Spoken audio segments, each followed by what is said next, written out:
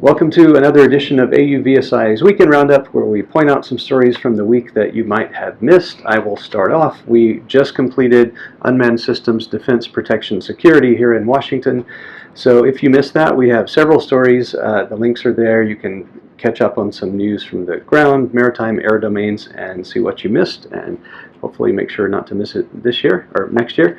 So Brian, what have you got for us? So this week, Starship Technologies announced it has secured $40 million in Series A funding. The company will use that to facilitate its plans to expand its operations to 100 college campuses across the country.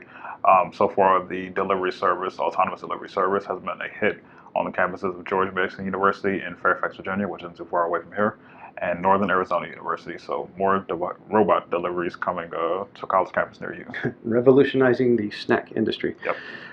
China has launched a new military unmanned surface vehicle, which it says is very capable.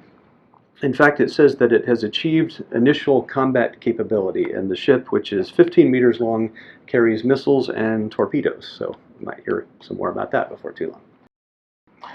Additionally, this week, Doordash has acquired autonomous driving startup Scotty Labs.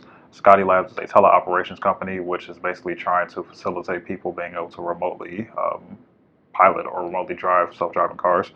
And the company said that they will release more details about how Scotty Labs will help Doordash in the near future, so be on the lookout for that. Okay. And last one from me, AeroVironment, which is a well-known drone maker in California, is donating 87 Quantix drones to 35 university agriculture departments around the country to promote the use of this system for agriculture monitoring and different things.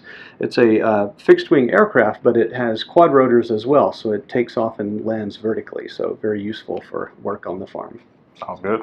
The last item for me, a UAS flight facility will be built at Maryland's Salisbury Regional Airport. The facility will have a hangar space as well as the office space, and the hangar space will be able to accommodate drones with a wingspan of up to 70 feet and a height of up to 25 feet. So that's exciting news out in Maryland. As always, the links will be at the bottom. We hope you have a great weekend, and we will see you next week.